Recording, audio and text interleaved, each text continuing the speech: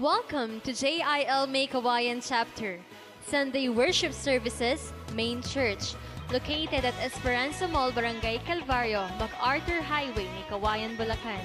Led by Church Pastor Diwani Magaling Oliva. First service, 7:30 a.m. to 9:30 a.m. Second service, 10 a.m. to 12 noon. And now, to give us the Word of God, she is the Administration Department Head of JIL May Kawayan and also part of our church management team. Let's give her a God bless you welcome, Sister Hazel Otto. Again, it is my privilege po to share yung mensahe po ng Panginoon ngayong umaga. Before we start po, ano pong date na ngayon? July 5. And nakakatuwa, biruin nyo, napakabilis po ng panahon. Natapos na po ang last 6 months. Natapos na po ang January to June na parang kailan lang ay sinalubong natin ang 2015. Meron tayong mga prophetic gesture na ginawa. And after that, marami tayong mga celebrations, Hearts Day, graduation, lahat po ng mga celebration, dumaan na po yung nakaraang 6 na buwan. And ngayon, we're facing the second semester of the year, which is yung July to December. At sa mga susunod na weeks, ay counting na naman tayo ng Burr months. Parang kay bilis lang na parang nagpapalit lang po tayo ng damit sa bilis ng panahon ngayon. And I believe kung gaano kabilis ang trending ngayon, ng bilis ng panahon ngayon, sa JIL Church, talaga namang hinitik tayo or pinuno tayo ng mga mensahe ng Panginoon. Nakitrending tayo dito sa JIL May Kawayan sa mga nakaraang 6 na buwan. Last January po, sinong naka-attend na nakarinig ng mensahe about Elohim, the God who creates or the creator of our glorious prophetic destiny. So sino po ang naka-witness or nakarinig ng ating first month or first theme for the year? Nung February naman po, ano naman po ang ating theme? Jehovah Ra or the Lord our Shepherd. Sino naman po ang mga nakarinig ng mga preachings natin or ng mga message ng God sa atin nung last February? Nung March, ano po ang ating tema? March ay El Elyon, the Lord who owns. So parang nare-remind pa ba po tayo sa mga katuruan na binigay ng Panginoon sa atin? Pang-apat po, nung April, ano naman po? So medyo mas latest to, last 3 months. Jehovah Jireh, the Lord who provides. Nung month of May, ito po, nakapag-share din ako dito, Jehovah Shikenu, the Lord our righteousness. At last month, ano po ang ating tema? Jehovah Nisi, the Lord is my banner.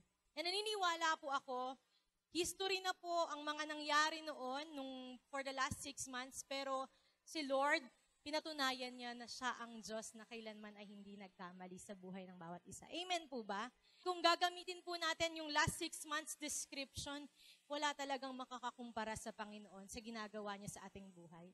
And naniniwala po ako na ang next semester or July to December, ang pagpasok po ng month of July is a month of self-assessment.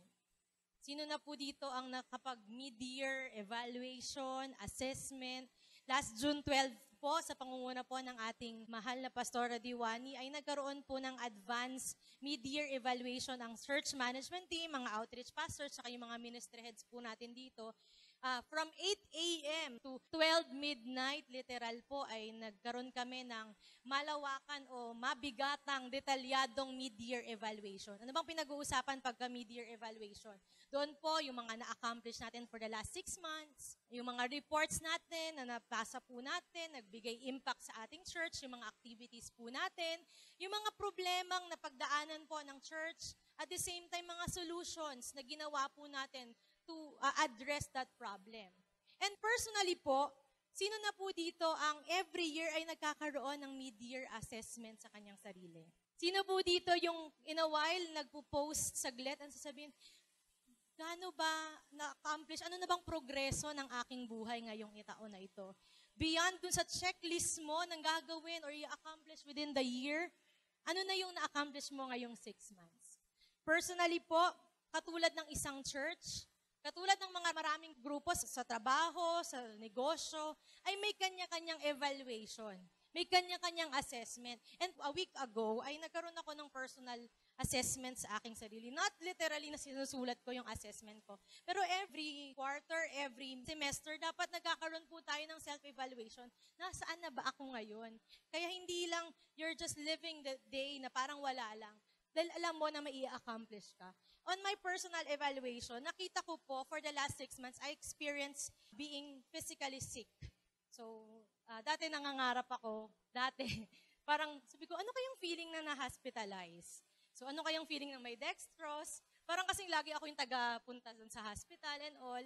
Pero last April 2015, physically, nakaka-drain pala ang nasa hospital. I encountered that yung sakit na yun at pang masosyal dahil kailangan i-dextrose at kailangan i-confine.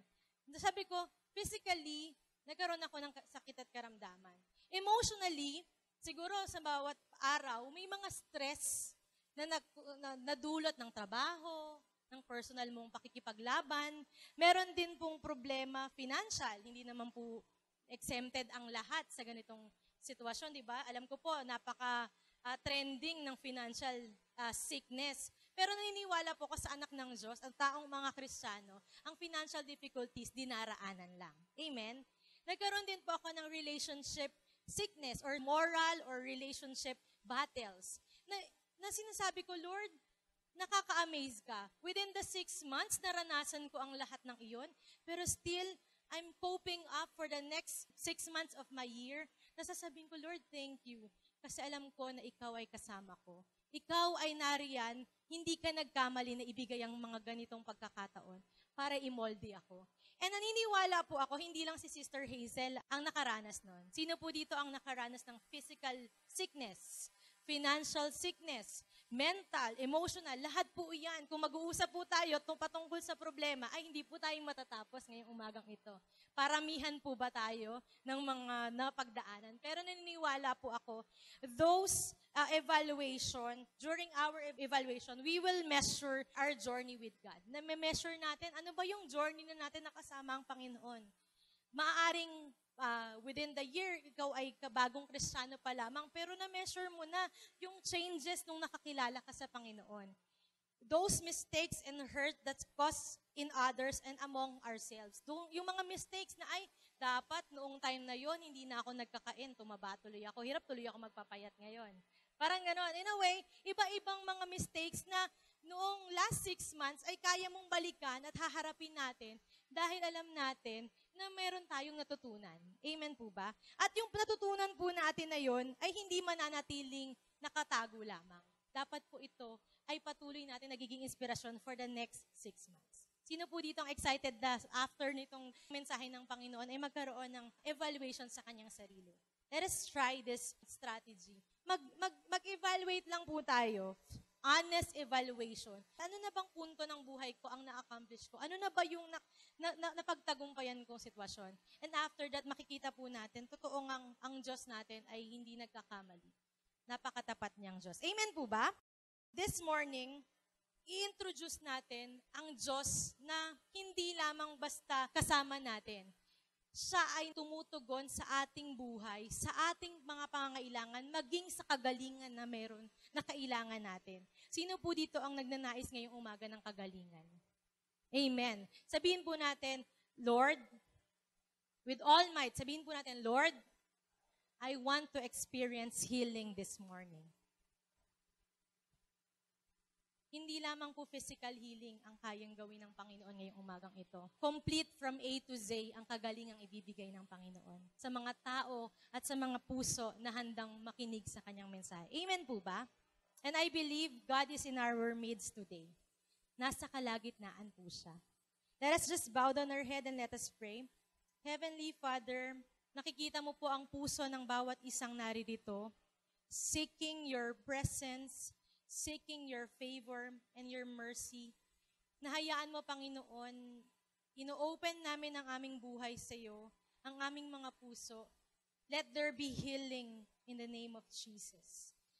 I-ready mo ang aming mga puso sa mensaheng bibigay mo ngayong umaga. At ang mga mensaheng yon ay tunay ngang makakagaling, hindi lamang ng aming pisikal na katawan, pero ng buo naming pagkatao. Lord, use me as your empty vessel. Patuloy nga po na daluyan mo lamang ako ng iyong mensahe ngayong umagang ito. We thank you and we honor you. This is our prayer. Amen. So let me introduce our theme for this month. Ang ating tema ay Jehovah Rapha. Ang sinasabi po dito, una pong nakita or una po nating nabasa ang salitang Jehovah Rapha or nabanggit ang kontekstong ito, ang salitang ito sa Exodus 15:22 to 26. Ano nga po ba ang ibig sabihin ng Jehovah Rapha? Basahin lamang po natin yung verse 22 to 23. So Moses brought Israel from the Red Sea. Then they went into the wilderness of Shur, and they went 3 days in the wilderness and found no water. So verse 23 po, now when they came to Mara, they could not drink the waters of Mara, for they were bitter. Therefore the name of it was called Mara. So si Moses po, kasama ang mga Israelites, alam po natin yung pangyayari dito na sa verse 14 po, kung babalikan po natin ang history ng Old Testament, sa verse 14 po, doon ay nagkaroon ng katagumpayan si Moses at ang mga Israelites na makapag-escape o ma-escapean yung mga Egyptians or sa pangunguna ni Pharaoh dahil hinati yung dagat. So, after na mahati yung dagat, di ba po alam po natin yung story na yun, after na mahati, patuloy yung paglalakbay nila. Habang naglalakbay sila, o katatapos lang ng miracle na yun, considering na katatapos lang ng miracle na yun, ano daw ang nangyari? They went into the wilderness of Shur. Well, in 3 days, they found no water. Sa atin po, literal, ang isang tao po ay makakasurvive ng ilang araw na puro tubig lang, kahit walang pagkain. Pero without water, talagang ano na to, parang pahirapan na buwis buhay na. Pero sila, 3 days, hindi sila makakita ng water. Maring siguro iba doon may nakatabi, pero hindi talaga stable yung nakukuha nilang tubig or wala silang tubig. Sa verse 23 sabi, now then, when they came to Mara. So meron silang napuntahan. Pag nakita niyo po yung Bible na mga map, yung map po ng sa kanilang travel or journey, papuntang Promised Land, yung Mara, ang nakalagay doon is a bitter lake or bitter na form of tubig. Nung time na iyon, hindi nila mainom kasi mapait yung tubig. Hindi nila pwedeng inumin basta-basta. And ano ngayon ang ginawa nila? Sa verse 24, tuloy po natin. As the people complained against Moses, saying, what shall we drink? Nako, eto na. After ng insidente na nahati ang dagat, pinagtagumpayan nila na makaligtas sa kamay ni Pharaoh, ay ito, nagko-complain na sila for 3 days dahil walang tubig. O ang tubig na meron sila nakita ay mapait, bitter.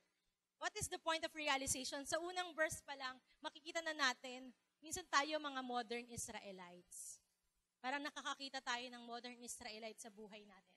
Sometimes we tend to forget yung mga miraculous na ginawa ng Panginoon pag humaharap na tayo sa problema. Pag may problema na tayo, nakalimutan na natin na may healing tayong napagdaanan. Pag mayroon tayong problema sa relationship natin, nakalimutan na natin si Lord ang nag-restore ng relasyon na yan.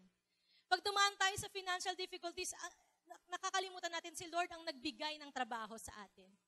Sometimes we are just a modern Israelites. Nagigets po natin yung point. In 3 days time, na wala silang makuhang tubig, na wala silang mainom na tubig, they tend to complain.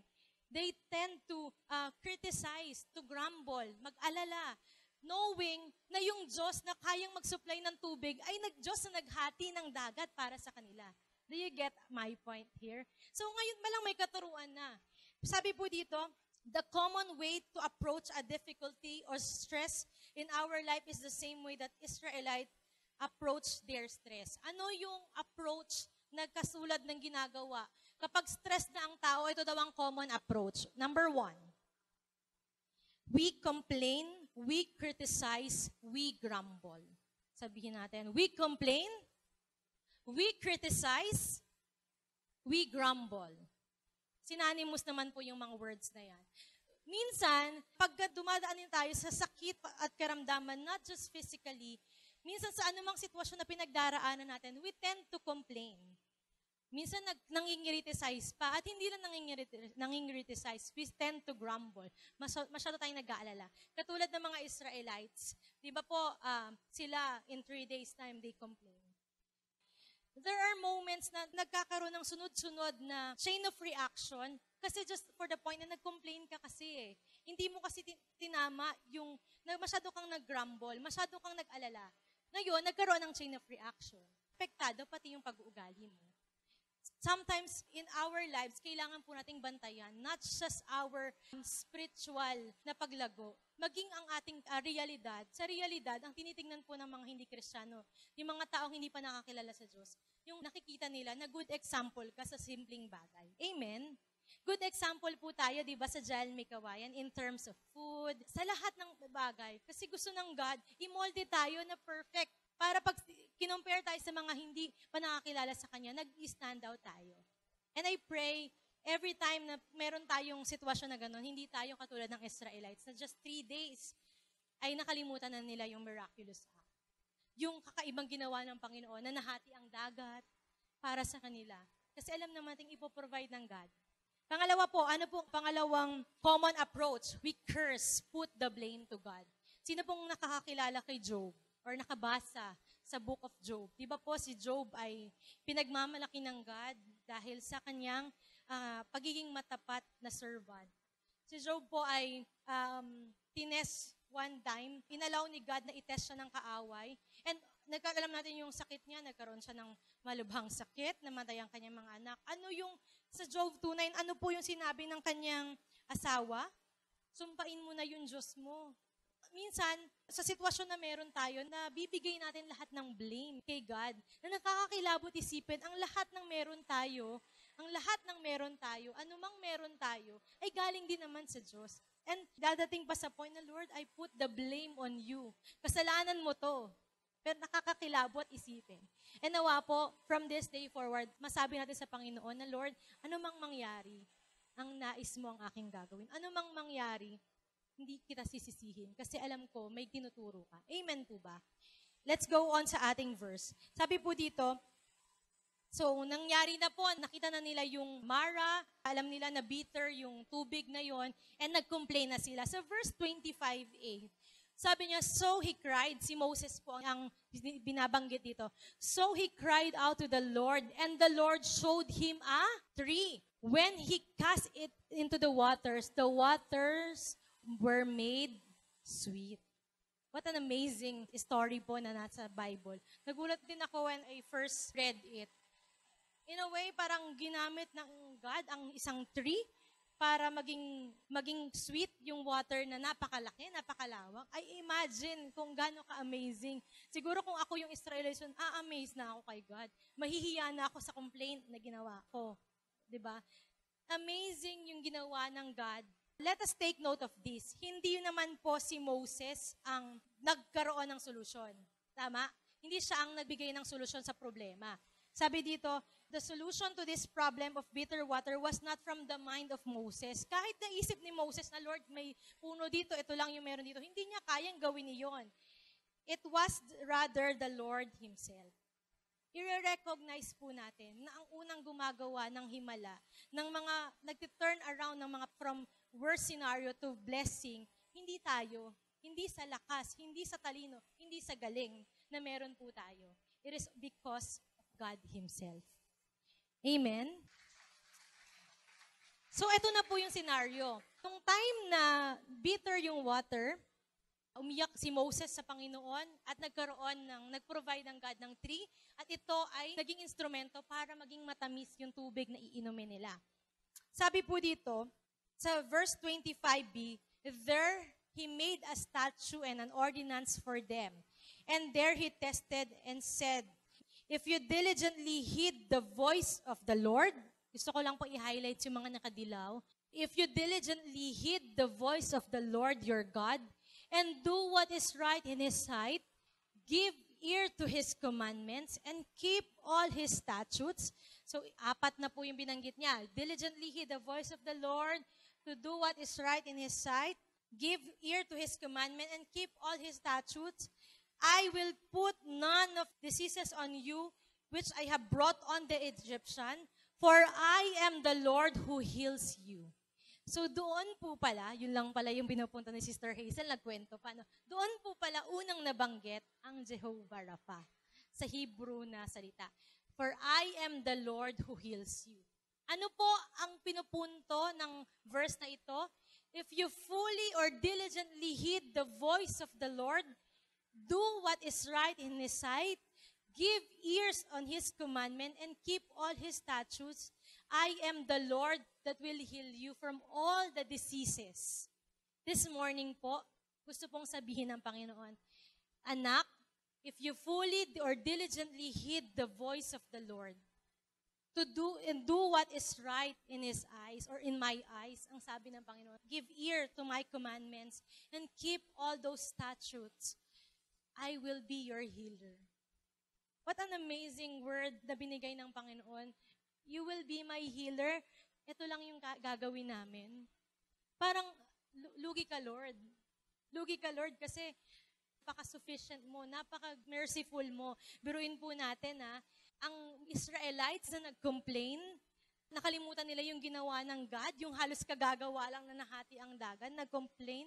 Ano pa rin ang pangako ng Panginoon? I will be your healer for all those diseases. What an amazing promise. Amen po ba? Amen po ba? Literally, ang sinasabi po rito, sabi ng God, I am Jehovah Rapha, the Lord who makes bitter things sweet. Imagine ninyo yung God na meron po tayo. He's not just provider. Hindi lamang siya righteous. Pero He will make things, bitter things, sweeter than ever before. Kaya niyang maging maganda ang senaryo, sitwasyon, maging matamis na tagumpay ang bawat bitter na sitwasyon. An amazing word ng Panginoon ngayong umaga. The name Jehovah Rapha is the name that speaks to us in our need today. We live in a stressful world and society. Every day, new problems confront us, and we bend under the load of seemingly unsolvable problems. Sabi po dito, every day, lagi na lang may bagong problema. May nasolusyonan kang 10, meron na namang parating na 5. Parang hindi talaga unlimited, no? Kumbaga sa cellphone load, unlimited ang problema. Pero all we need today is our Jehovah Rapha, na kayang pagalingin, solusyonan, ayusin, at bigyan ka ng kalakasan, mapagtagumpayan, ano man ang binibigay ng mundo. Amen po ba? So, Sister Hazel, how can Jehovah Rapha brings healing to sick people? Paano ba masasabi, or how God can bring healing to me? Literally, sa puso natin, sa buhay natin, paano ba magkakaroon ng kagalingan? Paano ba ako pagagalingin ng Panginoon? Napakadali po nung ating pag-uusapan. Nasa verse 26 na rin po. Sabi po dito, first is, diligently heed the voice of the Lord. Sabihin nga po natin, with all might and with all faith. Number 1, diligently heed the voice of the Lord. Sabi po dito, diligent means with care, with speed, carefully, watchful. Sabi po dito, ang meaning ng heed is attention or mindfulness. So, pag sinabi daw pong diligently heed the voice of the Lord, sinasabi mo that you are careful to pay attention to the voice of the Lord. Literal, dinescribe, adjective na sinabi, you have to carefully be watchful and pay so much attention on my voice. Sino po dito ang may mga boss sa kanilang mga trabaho? Tayo po ang mga bossing ng mga trabaho natin. Di ba po sa pagtatrabaho po natin, we have, for example, ako po, I am just a staff of Land Bank. I have my branch manager. Kapag nag-order siya na, sige, i-out mo yung 1 million na yan, kahit na parang technically meron kang lalabagin, because of his or her order, susundin mo kasi boss siya. Kanino na po kaya yung responsibility after mong sundin siya?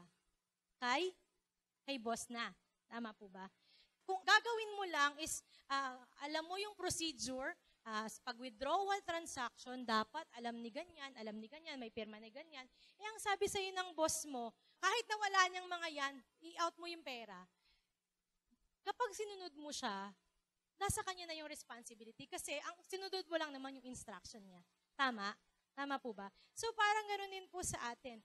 If we fully or carefully obey yung mensahe ng Panginoon o yung boses ng Panginoon sa buhay natin, God will take charge. Siya na po ang bahala.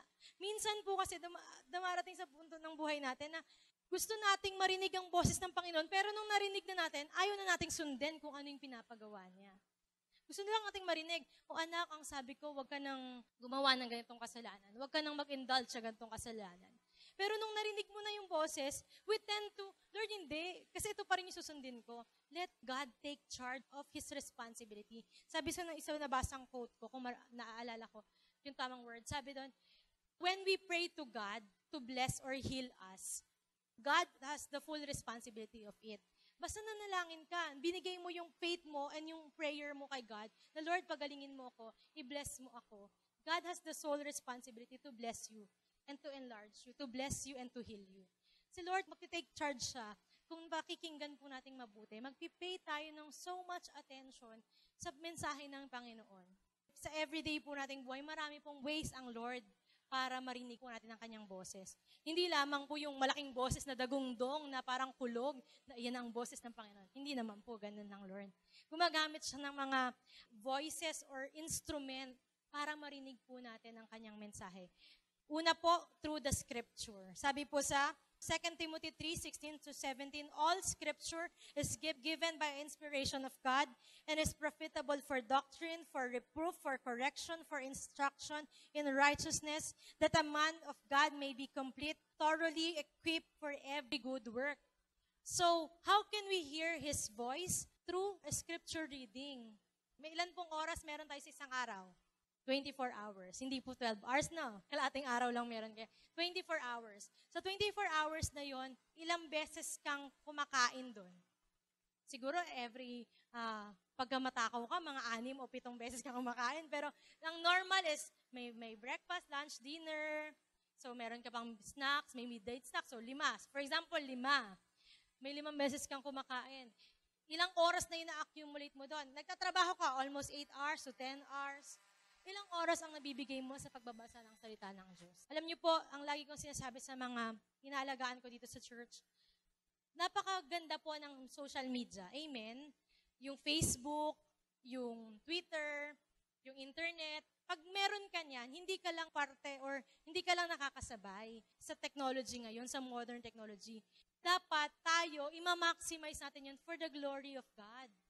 Sabi ko, kung anong application ang meron ka sa cellphone, you have your cellphone, you have your tablet, mag-download ka ng Our Daily Bread. Yung binabasa po nating maliit na librong ganon, meron na rin po nun sa cellphone. Meron po tayong application na Bible, iba-ibang translation. Lahat po ng gusto nyo, magbabayad, minsan niya sa Android, libre lahat, di ba? Halos libre na. So, bago ka mag-download ng Candy Crush, kung anumang mga laro, unahin mo muna yung mga makakapag-feed sa spiritual mo. Pakainin mo lagi yung spiritual mo. Kaya kahit saan, kasi ako po yung cellphone ko, nasa talagang shortcut key na yung Our Daily Bread. Every time na nasa jeep ako, binabasa ko yun, almost na-memorize ko kasi iksi-iksi lang nun eh. Almost na-memorize ko na yung mga words nun. And napakadali, easy access. Kunwari, may gusto kang i-share sa Facebook mo, i-copy-paste mo lang yung mga words na yun, ipasa mo sa Facebook. Nakapag-share ka na ng salita ng Diyos. Pangalawa po, we can hear His voice through the Holy Spirit speaking to our hearts. Sabi dito sa Hebrews 8 verse 10, for this is the covenant that I will make with the house of Israel are those days, says the Lord. I will put my law into their minds and I will write them into their hearts. Sino po dito yung all of a sudden na starstruck ka sa mensahe na binigay ng Panginoon sa puso mo? Boldly nasabi mo yung mensahe na yun. When we are soaked or nakababad po tayo sa presensya ng Panginoon, napakadali pong pumasok ng Spirit ng God sa buhay natin. That is why may kantang, a pure heart, that's what I long for. Kasi anumang binibigay na mensahe ng Panginoon, kaya niyang i-direct sa puso mo kasi may banal at dalisay na puso. Kasi ang mapapasukan lamang ng kadakilaan o kabanalan ng Diyos ay yung may dalisay na puso. That is why the Lord is using our hearts to speak out what is in His mind. Kung ano yung nasa isip ng Panginoon, nilalagay niya sa puso natin yon. At let us be bold na kung ito yung pinagagawa ng Panginoon. Kaya nga po sabi, di ba, yung mind daw natin ay na mas dominant sa ating puso. Kasi i-measure mo kung ito ba talaga ang gustong ipagawa ng Panginoon. Kung ito ba ang mensahe ng Panginoon. Kaya everyday po, let us purify our hearts. Parang kanta ni Haring David, diba? Let us purify our hearts para po makapasok ang salita po ng Panginoon. Letter C, godly counsel. When I was young, bata pa naman ako.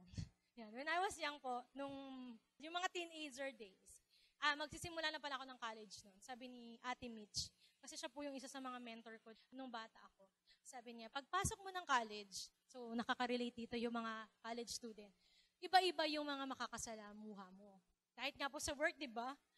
Iba-iba yung makakasalamuha mo. Yung mga makakasalamuha mo, yung mga dati mong GLCF na pag-uwi nyo, God bless you. Yan, pag-uwi nyo, murahan kayo. Ganun. Yung mga ganun ang mga trending sa college, di ba? Pagka ganun, pagka darating sa punto na may kailangan kang ipa-confine or meron kang i-reveal na mga secrets, huwag sa kanila. Huwag dun sa mga taong ito-tolerate ka sa kahinaan mo. Sabihin mo sa mga taong alam, may accountable sa'yo, para magtama sa'yo, mag-lead sa'yo. What I'm pointing is this. Kung darating sa punto na kailangan po natin ng magka-counsel sa atin, huwag na dun sa kakampihan po tayo sa mali. The Lord uses godly counsel para i-provide yung mensahe niya para sa atin. Where no counsel is, the people fall. But in the multitudes of counselor, there is safety. There is safety if there's multitude of counselors. Pero take note of this, godly counsel. Yung mga counselors na hindi lang basta ililid ka na masolusyonan lang yung problema mo. Hindi lang yung one-day solution for the rest of your life, masusolusyonan yung problema mo. Sino ba yung mga godly counsel? Of course, the Lord uses our pastors. From Outreach 1 to 7, our church pastors, tumutulong sila to hone your potentials, to maximize yung giftings na meron ka. Doon ka na bumabad, doon ka na magpa-mentor. Isiksik mo na yung sarili mo to their time. Bakit? Kasi at least, makikita mo yung sarili mo, hindi lang one-day solution yung meron ka. For your entire life, makikita mo yung kasagutan doon sa hinihingi mong solusyon. Amen? Hindi po dahil sa minamaliit natin yung kakayahan ng mga unbeliever, ng mga friends po natin. Pero makikipag-counsel ka na lang o makapagpapamentor ka na lang doon na sa alam mong nakababad sa salita ng Panginoon. Amen po ba? That is why our church sa Jael May Kawayan, hindi lang uso. Ito po, ang pinaparty natin dito, everyone must be accountable to one. Not just each one bring one. Each one bring one, disciple one. Ikaw na dati umuupo lang dyan, darating sa punto mag-aalaga ka na ng anak ng Panginoon. Tutulungan mo siya to be a mature Christian. Nawa po, hindi lamang po tayo nakaupo dito para tayo ay taga-pakinig sa mga godly counsels. Nakakakita po ko ngayon ng mga godly counsels in the future. Tayo pong lahat na naririto, tayo po ang mag-hone, tutulong, gagamiting instrumento ng Panginoon to be godly counsels. Amen? Huwag mong limitahan yung katabi mo na maliit na yan. Baka siya ang future pastor ng Jael May Kawayan. Amen? So, pang-apat po, the peace of God. Hindi lamang po sa kaguluhan, naririnig, or sa puso, sa Bible reading, or sa godly counsel. Minsan, yung kapayapaan na binibigay ng Diyos sa ating buhay, that's the way na papakinggan po natin ang Diyos. Kaya ang mga Kristiyano dapat payapa. Amen po ba? Sa ating mga Kristiyano, dapat may kapayapaan. Let the peace of Christ rule in our hearts, to which indeed you were called in one body, and be thankful. All we have to pray every day of our lives is magkaroon tayo ng peace of mind. Not just a peace of mind, but peace of God. Yung kapayapaan ng Diyos ay mamuhay sa pamuhay natin. Amen po ba? Sabi po dito, si Jehovah Rapha will bring healing to us as a sick people if we diligently heed the voice of the Lord. Amen? Pangalawa po, ano po yung sinabi sa verse 26? Pangalawa, doing what is right in God's sight. Pakaganda po nitong katuruan na to. Doing what is right in God's sight is not an option to Christian life. Tandaan po natin, Ang paggawa ng tama, ang paggawa ng mabuti ay hindi option sa ating mga Kristiyano. Hindi to choice kung gumawa ng mabuti sa Kanya. Pasalamat siya, gumawa ko ng mabuti. No. Pag Kristiyano ka, alam mong Kristiyano ka, at alam mong may pananampalataya at pagtitiwala ka sa Panginoon, hindi option sa iyo ang paggawa ng tama at mabuti. Kaya ito ay responsibilidad. It is not like doing the luxury enjoyed by only super righteous. Walang super righteous. Si Lord lang ang righteous, di ba? It is all our responsibility. Sabihin mo sa katabi mo, it's all our responsibility. Yan. Pag sinabi mo yun, kasama ka doon. Responsibilidad po natin to do what is right in God's sight. Amen po ba? Sabi po sa James 4 verse 17, so whoever knows the right thing to do and fails to do it, for him, it is sin. Kung alam mo na ito ang tamang gawin at hindi mo ito ginawa, ito ay kasalanan. Kaya hindi pwede yung tahimik na lang ako for safe. Pa-safe na lang ako. Alam mo nang mali yung ginawa ng kasamahan mo, alam mo nang mali yung tinolerate mo pa kasi nanahimik ka. Dapat bilang Kristiyano, responsibilidad po natin to do what is right in God's eye. Responsibilidad po natin ito at tayo ay responsibilidad at ayaw nating magkasala sa Panginoon sa pagpapawalang bahala lang natin. Amen po ba? So sabi po dito, tingnan po natin yung picture. Character is doing what is right in God's eye, no matter what the circumstances or consequences may be. Sabi po, character is doing what is right in God's eye, no matter what the circumstances or consequences may be. Sa picture po, merong isang golden image. So, nakita niyo po yun? Tama, nakita niyo? Tapos, may mga nakaluhod. Merong tatlo na tayo. Sino po kaya yung tatlong yon? Si Shadrach, Meshach, and Abednego. So, tama pa naman yung ating history. Pero that particular picture is our picture ngayong modern times. Ngayong sitwasyon na ito, tayo yung tatlong nakatayo. Ikaw ay isa sa mga tatlong nakatayo. Why?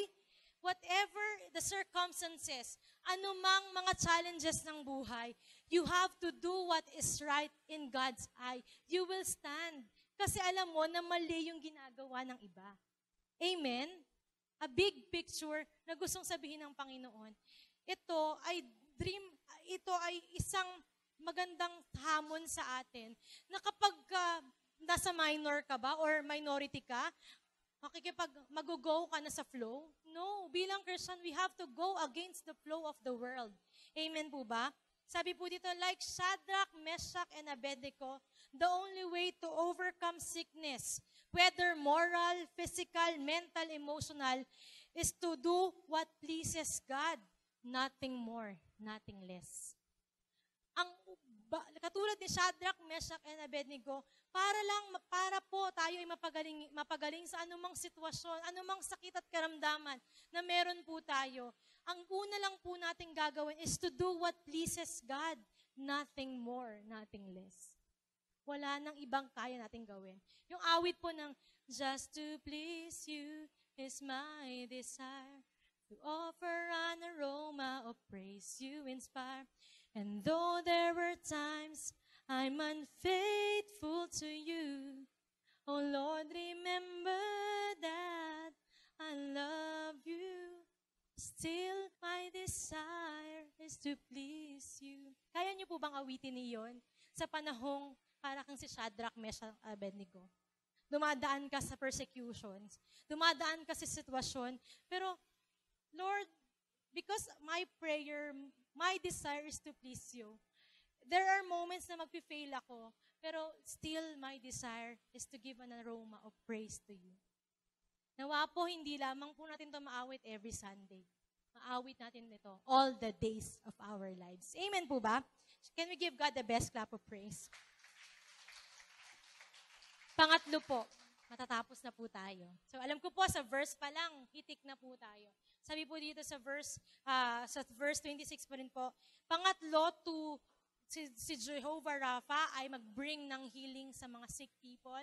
Kailangan we give ear to God's commandment.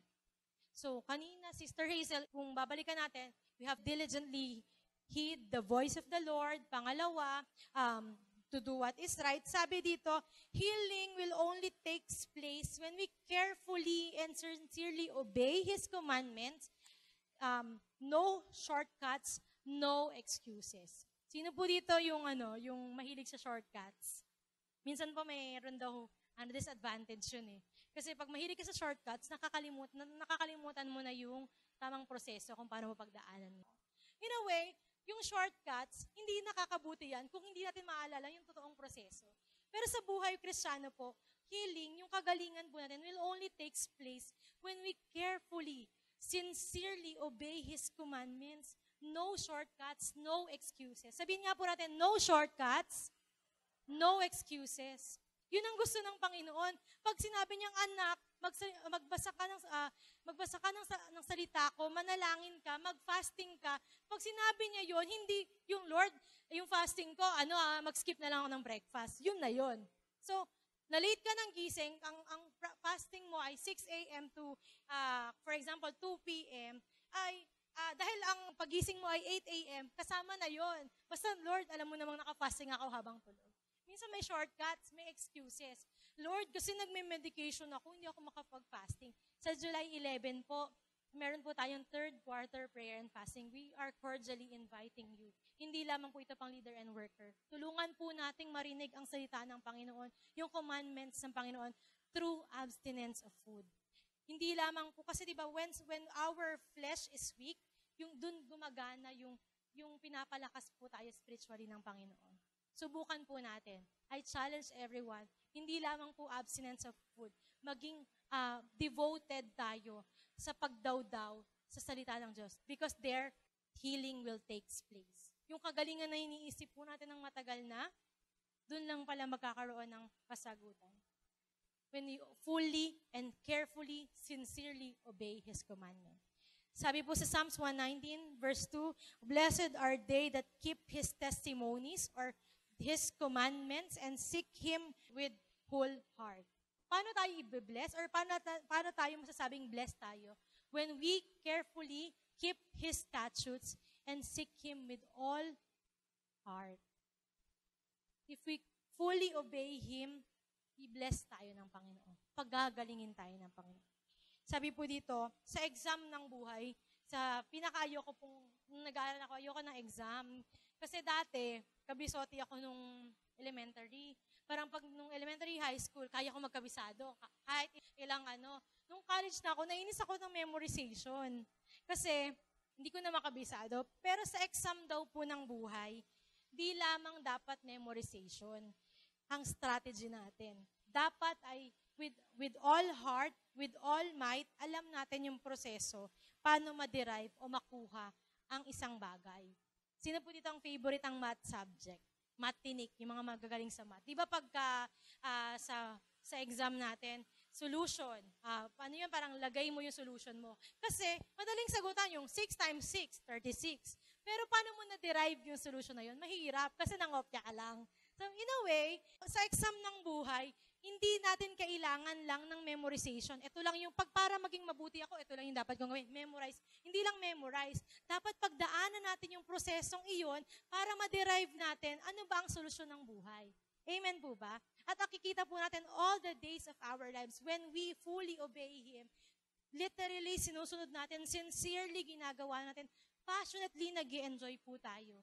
Makikita po natin sa ating journey sa buhay, mapapagtagumpayan po natin. Perfect yung exam natin. Amen? Amen. So, pang-apat po at huli. Ayan, matatapos sa si Sister Hazel. Ayan, so, keep all His statutes. So, kanina, ano yun po yung una? Diligently heed the voice of the Lord, doing what is right in God's sight, give ear to His commandments. Pang-apat, keep all His statutes. So, ano po ba yung statutes? Alam niyo po ba yon? Yung mga law, yung mga batas. Sabi dito, una, pinakinggan mo yung kanyang salita. Pangalawa, ginawa mo kung ano yung tama. Pangatlo, sabi dito, you give ear, pinakinggan mo. Hindi lamang yung tatlong yun ang gagawin mo. Itago mo. I-preserve mo. Sabi dito, to keep is to preserve, to retain. Tayo po bilang Kristiyano, This Sunday, meron po tayong katuruan. Hindi lamang po tayo nakinig. Hindi lamang po tayo nagpatianod sa galaw ng Panginoon. Pero we have to keep that in our hearts. We have to memorize it. Hindi memorize lang by mind, by heart. Na-internalize natin kung ano yung mga pinapasabi ng Panginoon. Kasi yung mga mensahe na iyan, yan ay pusang lumalabas sa atin pag nasa ating puso na. Out of the abundance of heart, the mouth speaks. Kung ano yung nasa puso mo, yun yung lumalabas. Every time na meron po kasi akong isang kasamahan na wala na ngayon, nasa Intramuros na siya. Every time na umaga yun, kasi nakaka-good vibes talaga. Nag-create talaga ako ng positive atmosphere sa branch kasi sobrang torture, alam po, pupunta sa Caloocan, kung gaano katrabaho sa Landbank, Caloocan. Every time na nagpapapasok kami doon sa kanya, may big word ako. Yung big word na yun, akala niya, big word lang yun. For example, out of the abundance of heart, the mouth speaks. Hindi niya alam, Bible verse yun. Sabi niya, wow, yan na naman, matalinhaga na naman. Ginagamit ko, nagbabaon ako para sa kanya kasi maloko siya eh. Matalinong maloko siya. Mas tatalinuhan ko para sa kapurihan ng Panginoon. O, di ba nga, sabi niya, naku, ang hirap naman ito, maraming ganyan. Sabi nga, di ba, I can do all things through Christ who gives me strength. Aartihan ko lang ng konti yung pananalita, pero hindi niya alam, nakakapag-inject na ako ng salita sa kanya.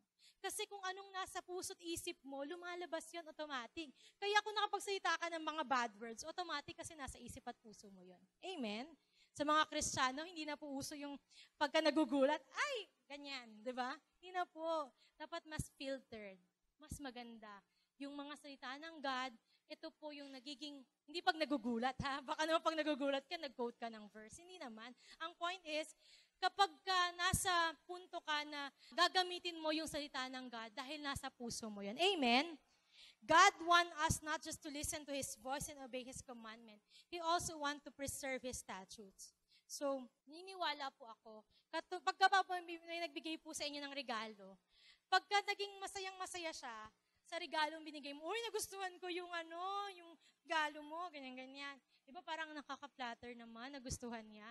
And after that, nagustuhan niya, nilagay niya sa kanyang lalagyan, okay. Pero pag nakita mo after a year, nandun pa rin yung regalo mo, parang di ba hindi lang nakaka-flatter, parang, yung sarap naman yung bigyan, pinapahalagahan niya. Ganon din ang Panginoon. Mas masarap tayong pagalingin ng Panginoon. Mas natutuwa siyang be-bless tayo, rewardan tayo pag pinahalagahan natin yung binigay niya. Kung meron po tayong unang papahalagahan, ito po yung mga mensahe na binigay ng Panginoon na kailanman ay hindi nagbabago at nagkakamali. As I conclude po, balikan lang po natin yung verse 25a. Sabi niya, so he cried out to the Lord and the Lord showed him a tree. When he cast it into the waters, the water were made sweet. So gusto ko i-emphasize yung tree.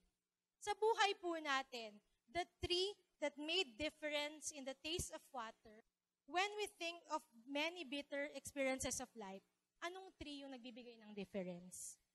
Pag nagiging bitter yung situation, ano kaya yung pinapadala ng God na puno o instrumento para yung bitter maging sweet? Alalahanin po natin yung kabutihan ng Panginoon. Ano kayang sitwasyon na pinagdaanan natin na naging sweet ang isang bagay kasi nagpadala siya ng puno sa buhay mo? Ako po personally, this year, hindi lang physical healing yung dumapo sa akin. Emotionally, na-depress ako, nagkaroon ako ng financial difficulties. Kahit na ganitong, parang hindi po ako sanay ng dating wala ka talaga. At least meron kang natatabi. Nawalan ako ng ganun. Parang nalulungkot ako, sabi ko, kasi parang all is not well.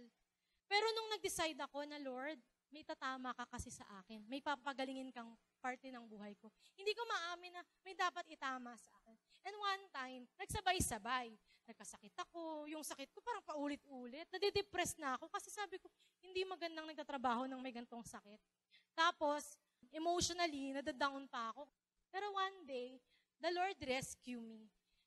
Naramdaman ko yung personal healing, yung moral healing, yung dignidad na pagandahin ng Panginoon, pagalingin ng Panginoon. Kasi naramdaman ko, narinig ko yung salita niya, may tatama sa'yo. And today, I can fully say na it's only by the grace of God. Kaya nasasabi kong, oo, nagkamali ako nun eh. Hindi pa huli ang lahat. Nung nag-evaluate ako, hindi ko makontain na at my age kasi nararanasan ko yun. Ba't ganun? Pero thank God for the last 6 months na pagtagumpayan ko. Alam ko, dumalakad po ako sa next semester ng year na to with all might na kaya ko, napagaling na ako ng Panginoon.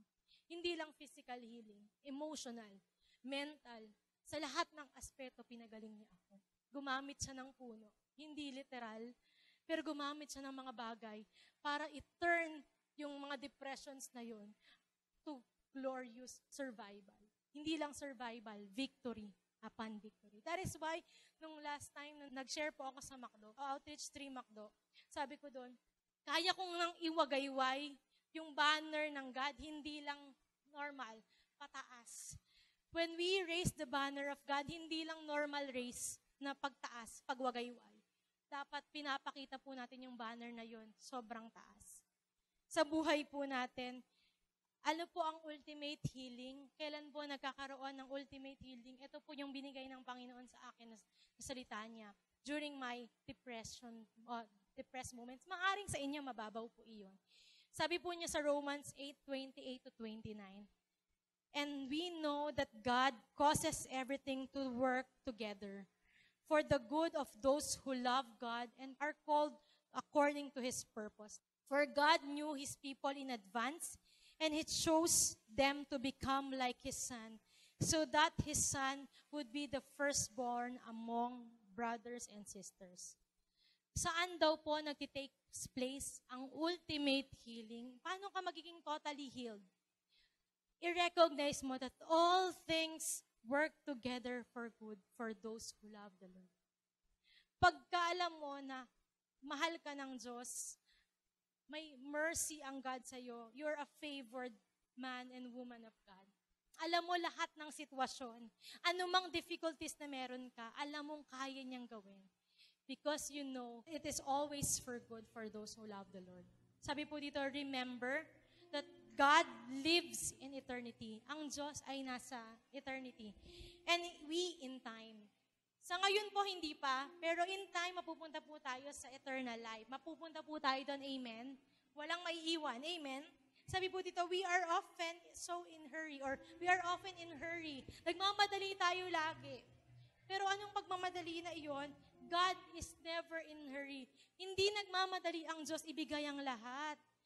Gusto niya perfect time. Gusto niya best time. Gusto niya ito yung pinaka-ultimate time para ibigay niya iyon. But the bitterness in our life will someday be made sweet. We have that promise. May promise ang Panginoon. Sabi niya doon, if we fully diligently heed the voice of the Lord, doing what is right in His sight, give ear to His commandments, and keep all His statutes. Yung promise ng God that He will make bitter things sweet, hindi lang sweet, the sweetest, yung pinaka-matamis, yung pinaka-dalisa, yung pinaka-the best, yung kaya niyang ibigay sa atin. Don't be too much hurry. Wag tayo magmadali. Kasi yung gustong timing ng Lord, yun yung pinaka-best time. For we know that all things work together for good for those who love the Lord. Amen? May isa pong kanta na hindi pa talaga totally na-out ng musikatha. Ito po siya rin yung composer ng Ikaw Lamang Aking Iibigin, Gantimpala Ko. Alam niyo po yun sa mga kanta po natin dito sa Jael. Ito pong kantang to, nagrema po sa kay Paul and sa akin personally. Kasi one time, darating sa buhay po natin na nagkakamali po tayo, di ba po? Pero yung pagkakamali natin, we don't need to blame God kasi pagkakamali natin yun. Ang dapat nating sabihin, ikaw ang Diyos sa lahat ng sandali. Hindi nagkakamali. Let us flash the chorus lang po. While Sister Girlies sing this song, let be the meditation of our hearts. Yung chorus na tong kanta. Kantahin po natin. Ikaw ay Diyos sa bawat sandali, sa bawat pangyayari, hindi nagkakamali. Ikaw ay nabuhay na muli, at sa puso ko'y laging mananatiling ikaw ay Diyos. In the moment po na nakakaranas po tayo ng sickness, physically, emotionally, financially, or whatever kind of sickness, hindi po natin kailangang mag-complain, mag-grumble, mag-criticize, o i-curse or put blame to God. Sabihin lang po natin sa Kanya, ikaw ay Diyos. Sa bawat sandali, sa lahat ng pangyayari, hindi nagkakamali. Kesa magsabi tayo na, God, bakit merong ganitong sitwasyon? I-deklara na lang natin na, hindi ka naman nagkamali, Lord. Ikaw ang Diyos na kailanman tumutubo. Amen? Pag inawit po natin ito, sabihin lang po natin, Lord, itong mga sakit na to, alam ko, malalagpasan ko to. Itong mga to, mapapagaling mo ko dito kasi ikaw ang Diyos ko. Patuloy po namin dinideklara, Panginoon, na ikaw ang Diyos sa aming buhay. Kahapon, noon, at magpakailanman, ikaw ang Diyos na hindi bumibigo. Ikaw ang Diyos na kailanman ay laging nariyan. Sa bawat sandali, sa bawat pangyayari, lagi po namin idideklara, ikaw ang aming Diyos. Lord, naniniwala po kami may kagalingan sa lugar na ito. Patuloy mong pinapagaling ang iyong mga anak sa anumang sakit at karamdaman na meron kami. Ito man po ay physical healing, Lord. We claim the healing in Jesus' name. Even financial healing, we claim it in Jesus' name. Even the emotional, mental, and even anumang moral sickness, we claim the healing in the mighty name of Jesus. Lord, hayaan mo, Panginoon, na yung healing na kailangan ng iyong mga anak ngayon ay ipagkaloob mo in your perfect time, in your ultimate time. For we know, we recognize, na alam po namin that all things work together for good for those who love you. Lord, strengthen your people. Strengthen your people right now. Pagpalain mo at palakasin mo ang iyong mga anak. Anumang sitwasyon, anumang mga panahon namin ngayon, anumang season ng aming buhay, palakasin mo po kami at samahan. For we know we can do nothing apart from you. Lord, marami pong salamat sa iyong mensahe at patuloy po namin nire-recognize na ang lahat ng meron po kami, lahat ng kaya po namin ay dahil lamang sa iyo. We know that our Jehovah Rapha is our great healer.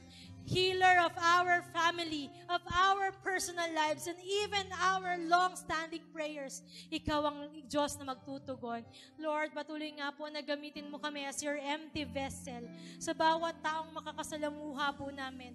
God, we pray na sa bawat bibitawan ng aming mga bibig, ang gagawin ng aming mga kamay, magbigay ng kapurihan sa iyong pangalan. Lord, patuloy nga po, Panginoon, na give us your strength, give us your wisdom, give us your knowledge, and continue to embrace us with your love.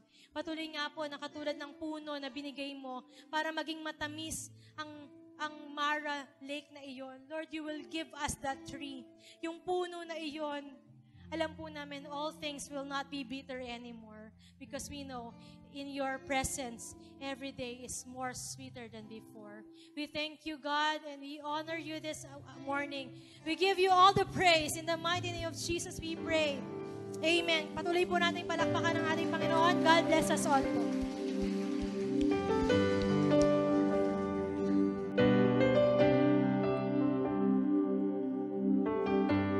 You're not a God created by human hands. You are not a God dependent on any mortal man. You are not a God in need of anything we can give by your plan.